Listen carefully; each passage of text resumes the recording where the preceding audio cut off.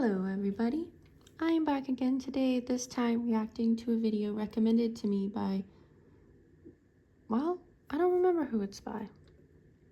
It is by Linfemi. Okay. So this is a video by Linfemi that CutieEV2 recommended to me to watch called 47 Ronin, The Real Story Japanese Folktales. I will be away for the next 2 weekends, so you won't see me again for a while, but hopefully when I come back, CutieEV2 will have a new video for me to react to. Alright, let's check this out together, shall we?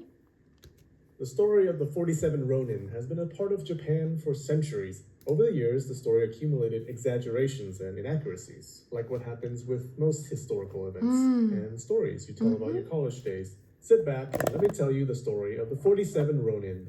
Then I'll tell you what really happened. April 17, 1701. It was supposed to be a good day in Edo Castle. Nobody expected it to end in a death.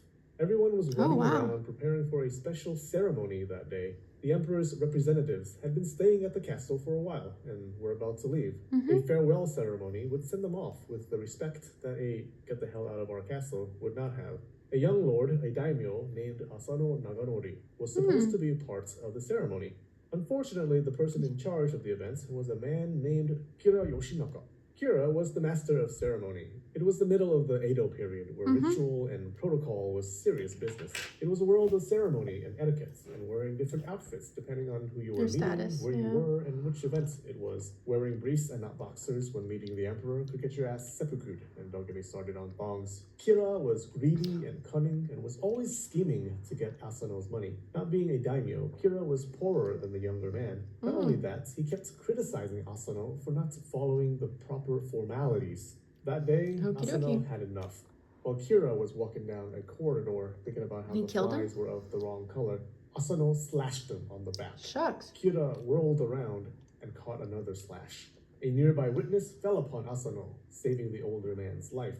Well, now Asano screwed up. He broke the law. Yeah, he tried to murder someone, but more importantly, drawing a blade within Edo Castle was forbidden. No joke. They didn't even allow samurai to wear katanas in the castle, only wakizashis, which is what Asano used. Not only that, the Shinto religion has this notion of purity.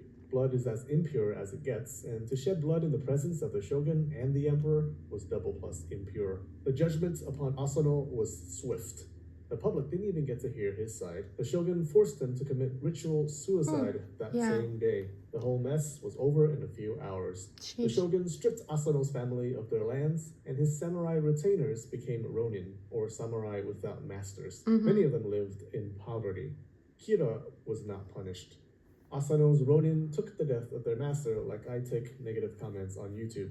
Not well. The ronin conspired together, debating what to do. Their leader was a ronin named Oishi Yoshio. In the end, 47 ronin plotted to do the honorable thing. They would kill Kira. Oh my goodness. Commercial.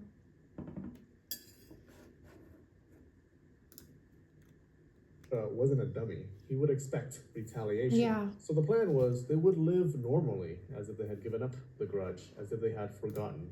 They would wait until Kira let down his guard. Oishi, the leader, even lived a life of heavy drinking to convince everyone that he didn't care about samurai honor, dishonoring himself, a most honorable act.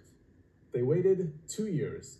If you think about it, the ronin were in a tough spot. What if Kira happened to die in the meantime? Their pretense of ignoring honor would have looked like no pretense at all. They would have been called cowards. And what could they have done? Oh, we were planning to kill him, but he died first. Yeah, right, you cowards. So there must have been fierce debates on when to attack. In 1702, the 2-year buildup came to a plateau and then released.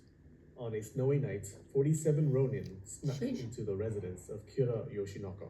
They set some fires, killed some men, and lopped off Kira's head. They gave Kira a chance to commit seppuku honorably, but of course the sissy couldn't do it, so they helped him out.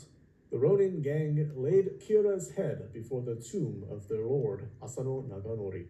The public showered the ronin with praise. The shogun failed to understand the honorable values of samurai, and tragically, he forced them all to commit seppuku. The 47 ronin went down in history as symbols of samurai virtue and honor. And then Keanu showed up to save the day. All right, there you go. That was there's the a movie. popular account Okay. of the Revenge of the 47 Ronin. What was wrong with it? A lot. A lot, actually. Yeah. Let's breeze through the smaller mistakes first before we get to the big problems. The Kira assassination happened in 1703, not 1702. Kira's first name was pronounced Yoshihisa, not Yoshinoko. Asano had 270 samurai who became Ronin. Only 47 of them decided to kill Kira. There may have been 46 Ronin, depending on how you count. Everybody did not applaud their actions. The response was mixed. I'm not Some surprised people at praised that. them, others condemned them. Okay, on to the big problems. By the way, a lot of this info comes from Stephen Turnbull's book, The Revenge of the 47 Ronin. Link in the description if you want to check it out. Most of what is told about the 47 Ronin came from a puppet play based on the incident.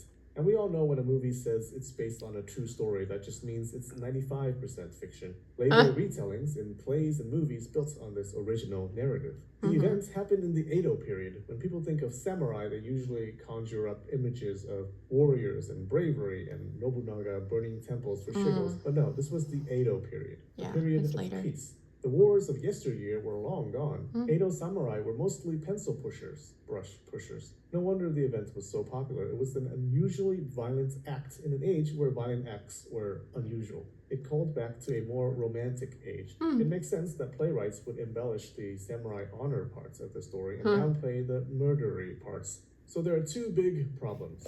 One, the story got the two characters all wrong. Asano was the good guy who only snapped because of Kira's greedy and scheming ways. Well, not quite. We have evidence of what kind of a man Asano really was. There was a report written for the shogun by his agents about the lives of his daimyos. The report called Asano smart, but said he preferred to have fun rather than govern. And he didn't have much skill in books or war.